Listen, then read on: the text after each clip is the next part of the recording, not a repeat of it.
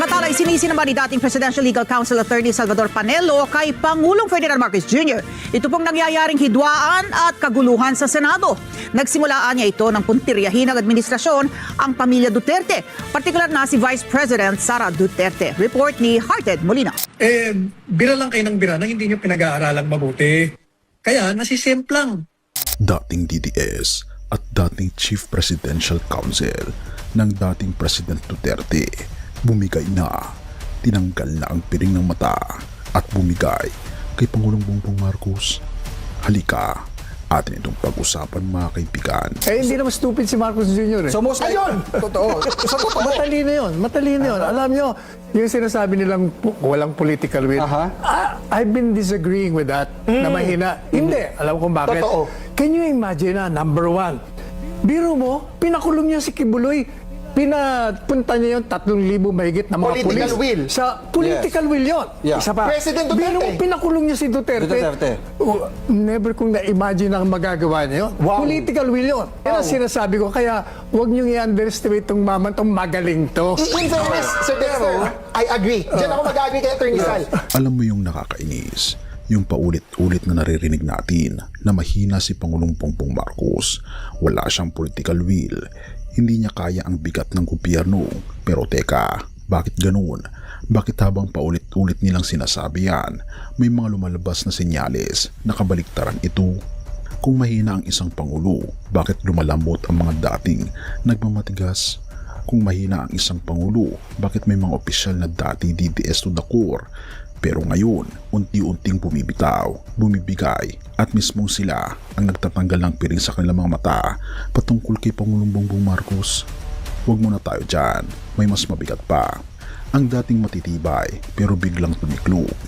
Ilang taon nating naririnig yung mga pangalang akala mo hindi matitinag, mga dating tagapagtanggol ng nakaraang administrasyon.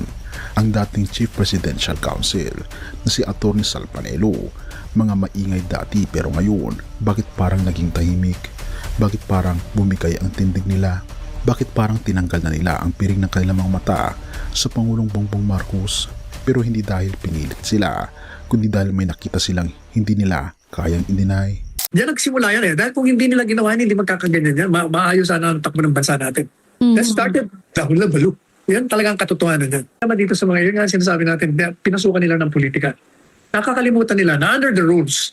Kasi binasa ko yung rules nila Ang nakalagay doon, any motion to amend the rules at the discretion of the Senate President, pwede niyang i-repair. Hindi sa lahat ng pagkakataon, yung mga senador ay makakapunta sa session hall.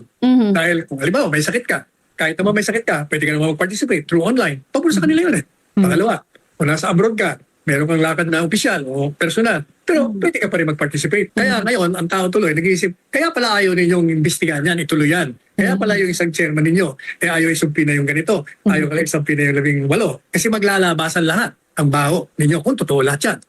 Binabayaran kayo ng taong bayan, pero puro politika ang ginagawa ninyo. Habang sinasabi nilang mahina si Pangulong Marcos Jr., meron silang hindi napansin. Ang tunay na malakas, hindi nagsisigaw, gumagawa. Alam naman natin kung ano ang nangyayari ngayon sa mga flood control projects na kung saan ang Pangulong Bongbong Marcos mismo ang naghayag ng mga anomalya sa sangay ng DPWH. May mga pangalan katulad ni Atty. Sal Panelo na dati tinitingala sa DDS World, pero bakit parang natahimik? Bakit parang umaatras? At bakit parang biglang hindi makita sa eksena? Because this president is not who they think he is. Hindi siya yung tipo ng leader na magsisigaw sa podium, kundi si Pangulong Bongbong Marcos ay tumitindig sa katotohanan. At totoo ang sinasabi ni Atty. Sal Panelo. Para kay Atty. Salvador Panelo, ang solusyon sa kasalukuyang krisis sa Senado ay ang pagtalikod sa partidong politika at pagboto ng mga senador ayon sa kanilang konsensya at sa tingin nilang makakabuti para sa bansa. Totoo ang Biblia na ang mga mapagkumbaba ay iaangat ng ating Panginoon Diyos. At dahil dito, napatunayan na hindi weak leader ang ating Pangulo dahil nakikita ng mga dating sumusuporta sa nakarang administrasyon na ang ating Pangulo ay may isang salita, malakas at tumitindig sa katotohanan. Have mercy, O God, at purihin ang ating Panginoong Diyos. John 8 verse 32, and you shall know the truth, and the truth will set you free. At doon nagkakaroon ng linaw kapag nakita mo ang totoong lakas ng leader, kapag nakita mo ang tunay na gawa, hindi ingay, kapag nakita mo ang direksyon, hindi drama. At dito natin makikita na sinasabi ng banal na kasulatan na ang katotohanan ay masusumpungan natin basta ibubukas lang natin ang ating mga mata. Kaya naman kaibigan, may mas matindi pang katotohanan na kailangan nating malaman. Ito ang katotohanan na ang ating Panginoon Hesus ay namatay para sa atin upang tayo ay magkaroon ng buhay na walang hanggan. Siya ang tanging katotohanan na kailangan nating sundin. Ang tanong ay, nais po ba na mapabilang sa mga taong tinanggal ang piring ng mata upang makita ang kanilang Panginoon Hesus sa kanilang buhay? Purihin ang ating Panginoong Diyos at tayo manalangin. Ama naming Diyos na makapangyarihan sa lahat, salamat po sa inyo pong pag-ibig sa amin. Ang walang sawang nagtatanggal ng mga piring ng aming mga mata upang makita po namin ang katotohanan na masusumpungan lamang po namin sa aming Panginoon Hesus. Kami po Panginoon ay lumalapit sa inyo ngayon at tulungan niyo po kami makita ang plano niyo po sa bawat isa, sapagkat nais po namin sundin ang aming Panginoon Hesus bilang aming tagapagligtas mula ngayon at magpakailanman. At pinupuri po namin kayo at pinapasalamatan, O aming Panginoon Diyos, sa inyo pong kabutihan sa amin. At patnubayan niyo po kami at patawarin po kami sa lahat ng aming mga pagkukulang at pagkakasala. At salamat po sa pagtinig ng aming mga panalangin.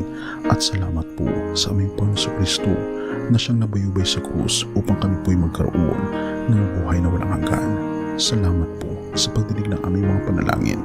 At salamat po sa pagpapatawad ng lahat ng aming mga pagkakasala, sapagat ito po ang aming samot hiling sa matamis na pangalan ng aming Panginoon Hesus. Amen.